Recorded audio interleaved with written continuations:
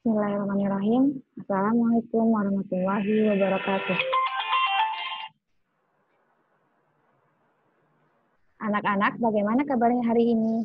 Saya doakan semuanya sehat ya. Insya Allah, hari ini kita akan belajar Sirah Nabawiyah dengan tema Nasab dan Leluhur Nabi Muhammad SAW. Sebelumnya, kita praktikan dulu adab belajar yang sudah kita pelajari. Silahkan anak-anak duduk dengan rapih, jangan lupa untuk menyiapkan juga alat tulisnya.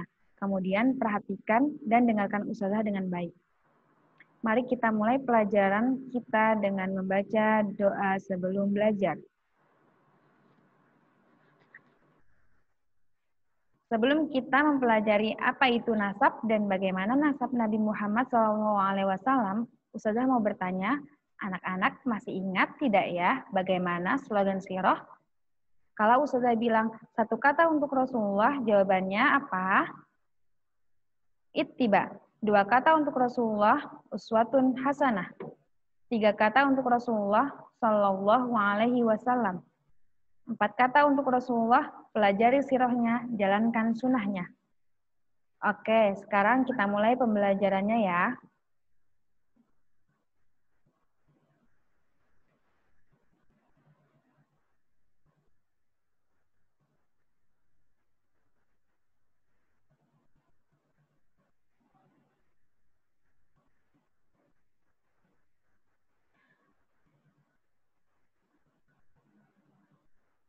Pengertian nasab. Adakah dari anak-anak yang sudah pernah mendengar kata nasab? Bagi yang belum mengetahui, sudah beritahu terlebih dahulu ya. Nasab adalah hubungan kekeluargaan yang berdasarkan pertalian darah, atau lebih dikenal dengan nama silsilah. Silsilah itu apa sih? Contohnya, setiap dari kita pasti mempunyai orang tua, kakek dan nenek, kakak atau adik, paman dan bibi atau sepupu. Semua itu adalah bagian dari silsilah diri kita. Jadi, sampai di sini anak-anak sudah mengetahui apa yang dimaksud dengan nasab atau silsilah ya.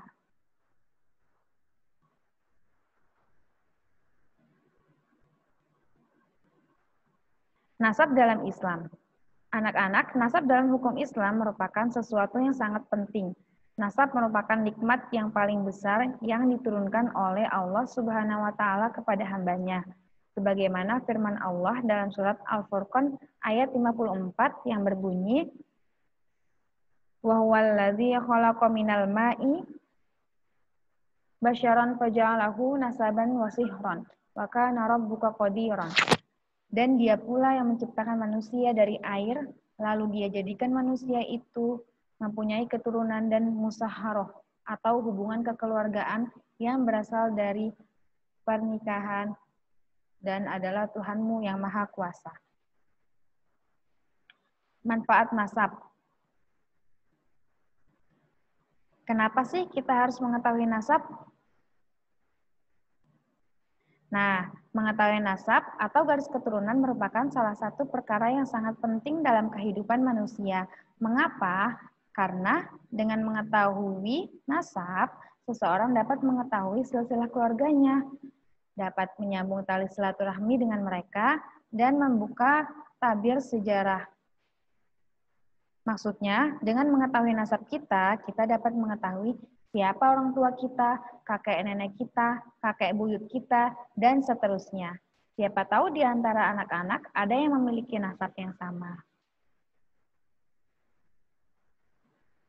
Nabi SAW pernah berpesan, pelajarilah nasab kalian sehingga kalian dapat menyambung tali silaturahim dengan kerabat kalian.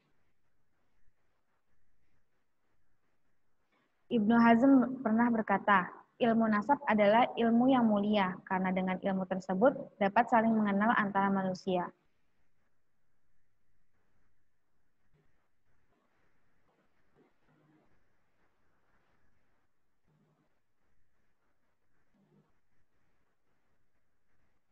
Keturunan terbaik. Anak-anak tahu nggak siapa sih manusia yang memiliki nasab terbaik? Manusia yang memiliki nasab terbaik ialah Rasulullah Shallallahu Alaihi Wasallam. Rasulullah bersabda, "Aku diutus dari keturunan Bani Adam yang terbaik pada setiap kurunnya." hingga sampai pada kurun di mana aku dilahirkan. Hadis riwayat Bukhari. Kemudian Rasulullah Shallallahu Alaihi Wasallam juga bersabda, Allah telah memilih Kinanah dari keturunan Ismail dan memilih Quraisy dari keturunan Kinanah dan memilih Bani Hashim dari keturunan Quraisy dan memilih aku dari keturunan Bani Hashim. Hadis riwayat Muslim.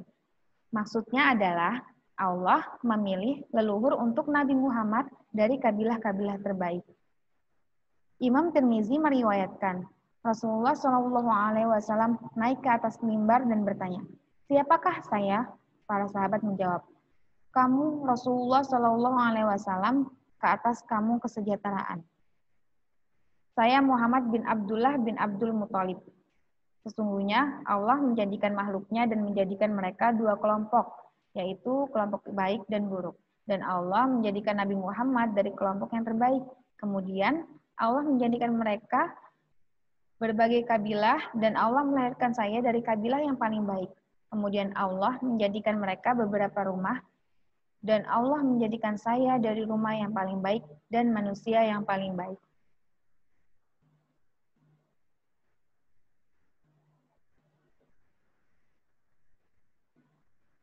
Silsilah Rasulullah atau nasab. Adakah anak-anak yang sudah mengetahui nasab Nabi Muhammad SAW? Nah, Ustazah akan sebutkan urutan-urutan nasab Nabi Muhammad.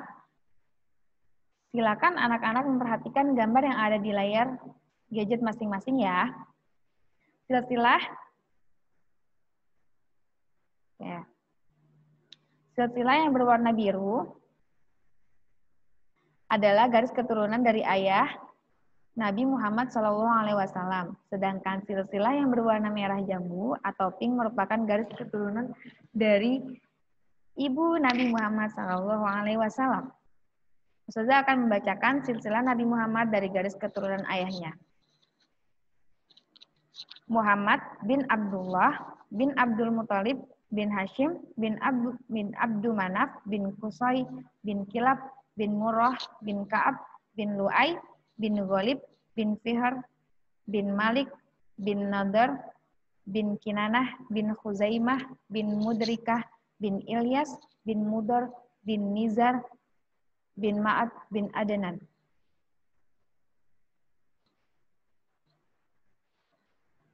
Sedangkan dari garis keturunan ibunya adalah Aminah binti Wahab bin Abdul Manaf bin Zuhrah bin Kilab.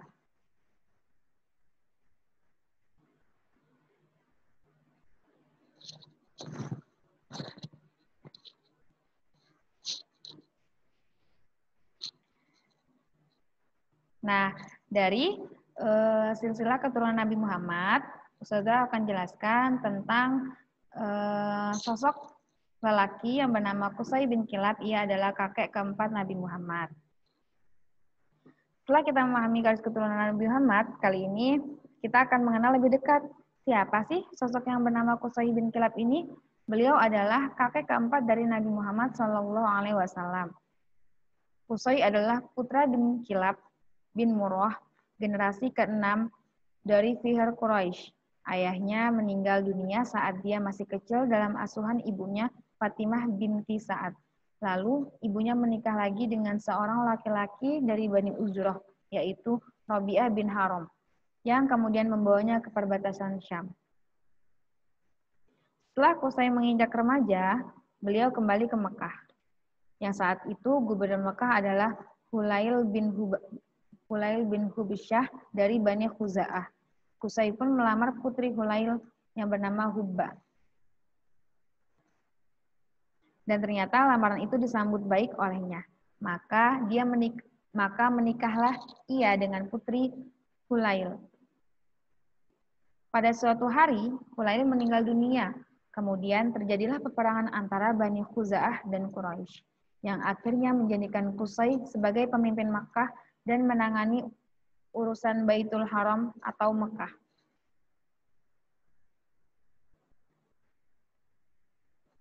Anak-anak, selama kepemimpinannya, dia melakukan banyak perbaikan. Di antara tindakan yang dilakukan Qusay dalam menjalankan kepemimpinannya di Mekah, yaitu dia mengumpulkan kaumnya untuk membangun rumah-rumah di Mekah dan membuat batas-batas menjadi 4 bagian di antara kaumnya. Setiap kaum dari Quraisy harus menempati tempat yang telah ditetapkan bagi masing-masing mereka. Sebelumnya tidak ada rumah di sekitar Ka'bah. Selain itu, selama masa kepemimpinannya, Qusay juga membangun Darun Nadwah yang terletak di sebelah utara masjid atau Ka'bah.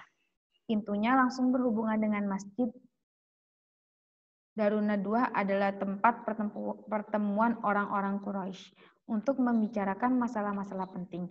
Bangunan ini merupakan kelebihan tersendiri bagi Quraisy karena tempat itu bisa mempersatukan orang-orang Quraisy dan sebagai tempat untuk memecahkan berbagai masalah dengan cara yang baik.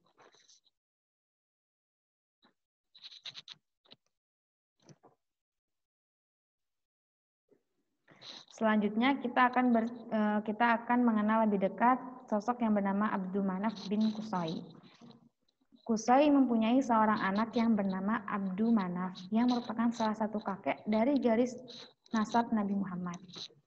Namanya adalah Abdul Manaf bin Qusay. Abdul Manaf bin Qusay nama lain dari Al-Mughirah bin Qusay. Beliau memiliki gelar Qomar al-Batta atau bulan Batta. Abdul Manaf merupakan kakek ketiga Rasulullah dan generasi ketujuh dari Bani Quraisy. Menurut riwayat, Abdul Manaf adalah seorang yang sangat soleh, suka mengajak orang kepada kebajikan, ramah, dan memelihara hubungan yang sangat baik dengan kaum kerabatnya. Walaupun sangat terhormat di masyarakat, tidak pernah menyaingi kakaknya Abduddar dalam urusan jabatan yang berhubungan dengan Ka'bah.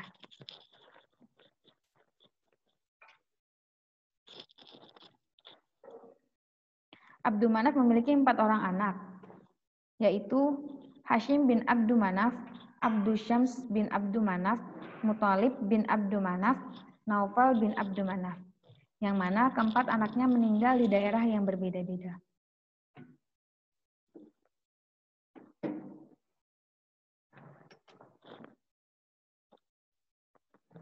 Selanjutnya, kita akan mengenal sosok yang bernama Hashim bin Abdul Manaf. Hashim bin Abdul Manaf merupakan anak pertama Abdul Manaf yang bernama Hashim bin Abdul Manaf, yaitu buyut Nabi Muhammad. Hashim adalah orang yang bertindak sebagai penanggung jawab atas penanganan air as-siqoyah dan penyediaan makanan ar-rifadah terhadap Baitullah. Hashim dikenal sebagai orang yang hidup dalam kondisi yang baik dan memiliki martabat tinggi. Beliau adalah orang pertama yang menyediakan makanan berbentuk as-sorid atau semacam roti yang diremuk dan direndam dalam kuah kepada jamaah-jamaah haji di Mekah. Selain itu, beliau juga orang pertama yang merencanakan program 2 kali rihlah atau bepergian bagi kaum Quraisy, yaitu Rihlatus Syita, bepergian di musim dingin, dan Rihlatus Saif, bepergian di musim panas.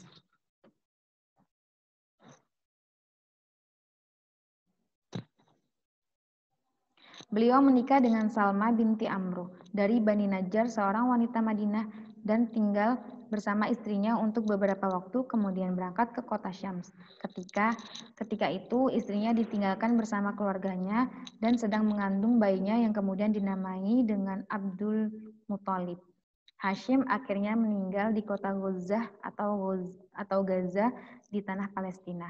Istrinya Salma melahirkan putranya Saibah atau yang lebih dikenal Abdul Muthalib pada tahun 497 Masehi.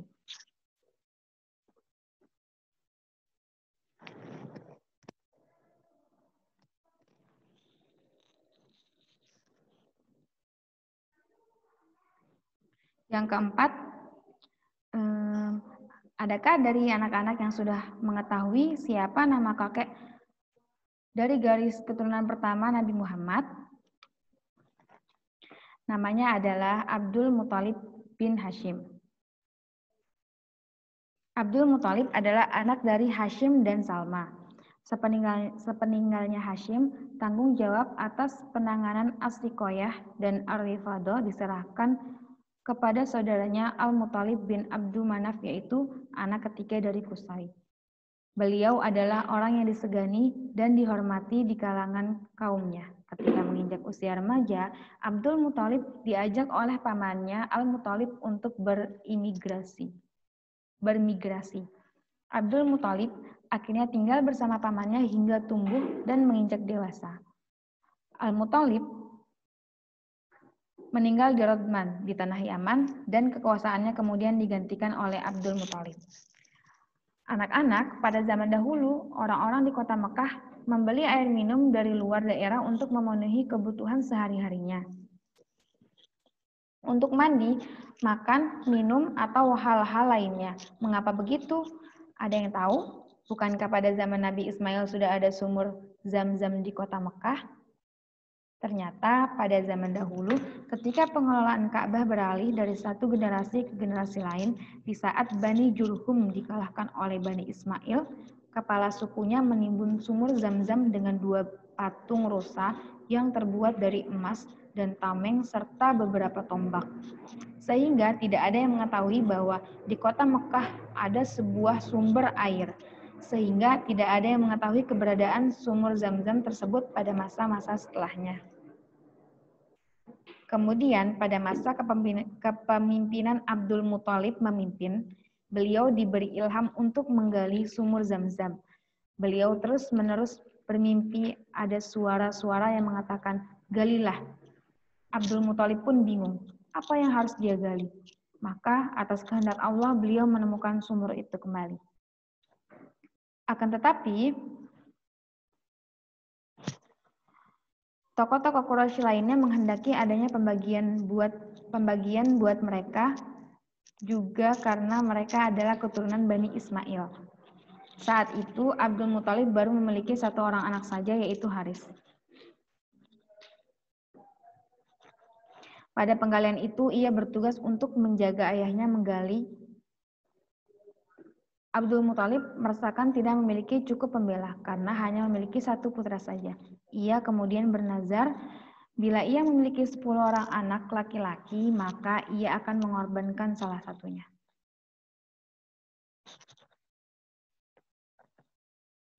Seiring perjalanan zaman, anak-anak Abdul Muthalib pun menjadi besar dan telah genap 10 orang. Abdul Muthalib berniat merealisasikan rencananya menggali Zam-Zam, sambil bersiap-siap mengorbankan salah satu anaknya sebagai bentuk pelaksanaan dari nazar yang dia ucapkan. Maka dilakukanlah undian atas 10 anaknya. Lalu keluarlah nama anaknya yang paling kecil, Abdullah. Ketika nama Abdullah keluar dalam undian, maka orang yang ada di sekitarnya berusaha menolak. Mereka mengatakan tidak akan membiarkan Abdullah disembelih. Abdullah saat itu terkenal sebagai seorang yang bersih, tidak pernah menyakiti siapapun. Oleh karena itu, semua manusia datang kepadanya dan menentang usaha penyembelihan Abdullah. Para pembesar Quraisy berkata, "Jika engkau melakukannya, maka ini akan menjadi tradisi turun-temurun. Maka putra-putra suku Quraisy akan semakin berkurang. Pertimbangkanlah kembali masalah ini dan mari kita bertanya kepada kahin atau dukun pada zaman Nabi." Abdul Muthalib tidak mampu menghadapi tekanan ini, lalu mempertimbangkan kembali apa yang telah ditetapkannya. Kemudian pembesar Quraisy mendatangi seorang kahin. "Berapa taruhan yang kalian miliki?" tanya kahin. 10 ekor unta. Jawab mereka, "Datangkanlah 10 unta, lalu lakukanlah kembali undian atasnya dan atas nama Abdullah. Jika dalam pengundian yang keluar nama Abdullah lagi, maka tambahlah 10 ekor unta, begitu seterusnya, hingga tidak keluar lagi nama Abdullah." Perintah kahin kepada mereka. Kemudian dilakukanlah undian atas nama Abdullah dan 10 ekor unta yang besar. Undian itu pun masih selalu mengeluarkan nama Abdullah, dan Abdul Muthalib menambah 10 ekor unta lagi, sehingga saat jumlah unta mencapai 100 ekor, maka keluarlah nama unta tersebut. Masyarakat begitu gembira hingga berlinang air mata demi menyaksikan Abdullah berhasil diselamatkan. Kemudian disembelihlah 100 ekor unta di sisi Ka'bah sebagai ganti Abdullah. Demikianlah akhirnya Abdullah tidak jadi dikurbankan dan sebagai penggantinya adalah unta. Abdullah, ayahanda Rasulullah SAW,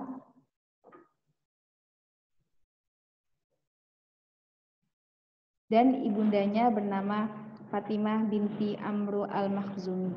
Abdullah adalah anak yang paling tampan di antara putra-putra Abdul Muthalib, yang paling bersih jiwanya dan paling disayanginya.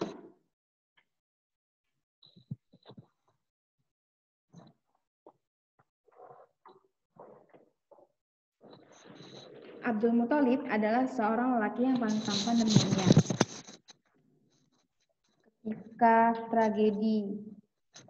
Ketika Abdul Muthalib menghadapi penyerangan tentara bergajah yang dipimpin oleh Abraha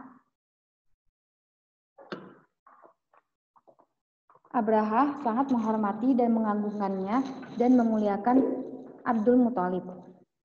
Abraha menyuruhnya duduk di bawah karena dia tidak suka orang-orang Habasyah melihat duduk bersamanya di atas singgasananya. Abdul Muthalib berkata kepada penerjemah bahwasannya apa yang diminta oleh Abdul Muthalib.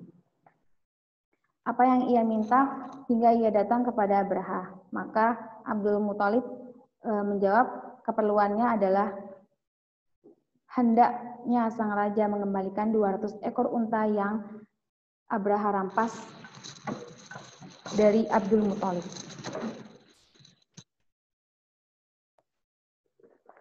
Saat Abraha diberitahu apa yang diinginkan oleh Abdul Muthalib, dia berkata, "Saat aku melihatmu, aku demikian kagum padamu. Namun semua itu memudar tatkala engkau mengatakan, apa keperluanmu padaku? Apakah engkau lebih mementingkan berbicara padaku tentang 200 ekor unta yang aku rampas, sementara engkau membiarkan rumah Baitul Haram, itu yang merupakan simbol agamamu dan simbol agama nenek moyangmu, di mana aku kini datang untuk menghancurkan Ka'bah?" Abdul Muthalib menjawab, "Sesungguhnya aku hanyalah penguasa unta-unta, sedangkan rumah ini memiliki tuannya yang akan memberikan perlindungan." Abraha berkata, "Tidak mungkin dia memberikan perlindungan dari seranganku," kata Abraha dengan sombong. Abdul Muthalib berkata, "Terserah engkau." Kemudian, tatkala Abdul Muthalib datang menemui Abraha, ada utusan Abraha yang bernama Hunatah ikut bersamanya Ya'mur bin Nufassah bin Adi bin Ad-Da'i. Saat itu dia adalah sebagai pemimpin Bani Bakar. Ikut pula bersama dia Khuwailid bin Wasilah. Saat itu dia adalah pemimpin Bani Huzail. Mereka menawarkan sepertiga dari kekayaan Tihama kepada Abraha dengan syarat Abraha untuk pergi kembali dan tidak menghancurkan Baitullah. Namun Abraha menolak tawaran mereka.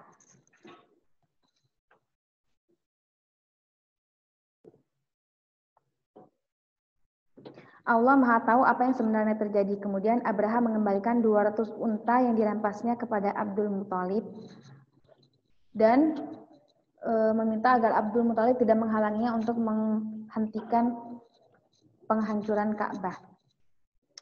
Tatkala Abdul Muthalib meninggalkan Abraha, Abdul Muthalib kembali kepada orang Quraisy dan dia pun memberitahukan apa yang terjadi. Dia memberitakan kepada seluruh penduduk untuk keluar dari Mekah dan segera berlindung dan bersembunyi ke puncak gunung karena khawatir mendapat gangguan dari pasukan Abraha.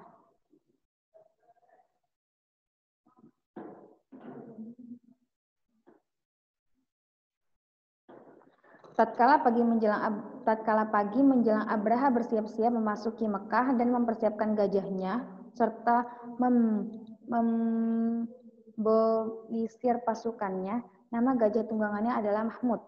Abraha sudah bertekad bulat untuk menghancurkan Baitullah ini. Baru setelah itu kembali ke Yaman. Maka mereka mengarahkan gajah-gajah itu ke Mekah. Datanglah Nufail bin Habib berdiri di samping gajah, kemudian dia memegang kupingnya seraya berkata, "Menderumlah, wahai Mahmud, atau pulanglah dengan damai ke tempat dari mana engkau berasal, karena sesungguhnya engkau sekarang berada di negeri haram." Kemudian dia melepas kuping gajah ini, lalu keluar dan segera bergerak ke gunung. Pasukan Abraha pun memukul gajah itu agar berdiri, namun gajah itu enggan berdiri. Mereka pun memukul kepalanya dengan menggunakan batangan besi. Mereka memasukkan mahjan atau semacam tongkat yang ujungnya bengkok agar dia berdiri, lalu ditusukkan ke bawah perutnya. Namun tetap saja Mahmud si gajah itu enggan berdiri dan berjalan ke arah Mekah. Maka mereka pun mengarahkan gajah itu untuk pergi ke arah Yaman. Lalu gajah itu bangun sambil berlari. Kemudian mereka menghadapkan gajah itu ke arah Syam, dan si Mahmud gajah itu melakukan hal yang sama. Lalu dihadapkan ke arah timur, gajah pun melakukan hal yang sama, berdiri dan berlari ke arah yang dituju. Lalu mereka hadapkan kembali ke arah Mekah, dan gajah pun kembali menderum. Maka Allah kirimkan pada mereka burung-burung dari laut seperti burung layang-layang dan burung balsan atau burung jalak. Setiap burung membawa 3 batu kerikil, satu batu di paruh dan 2 batu di kakinya. Batu-batu itu sebesar kacang dan adas, dan setiap seorang yang terkena lemparan batu itu akan tewas seketika, namun tidak semua mereka terkena lemparan batu itu. Dan tentara Abraha yang terkena batu disebutkan dalam surat Al-Fil seperti daun yang dimakan ulat.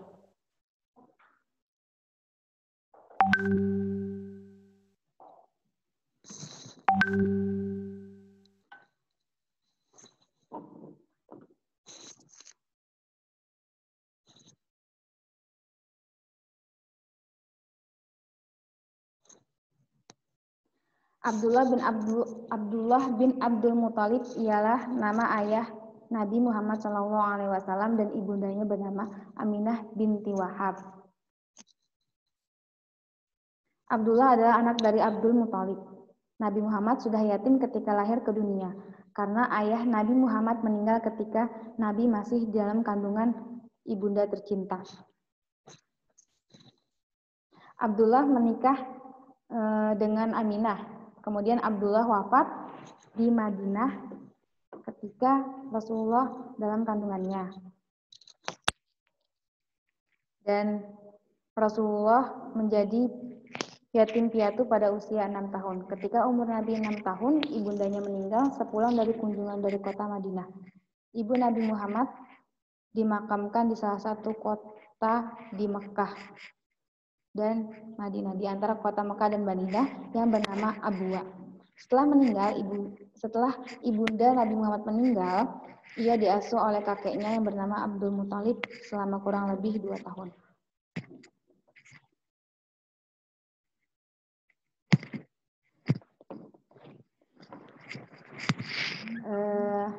Sekian pembahasan tentang kisah Rasulullah SAW. Semoga kita bisa meneladani dan mencontoh segala sunnah-sunnahnya. Assalamualaikum warahmatullahi wabarakatuh.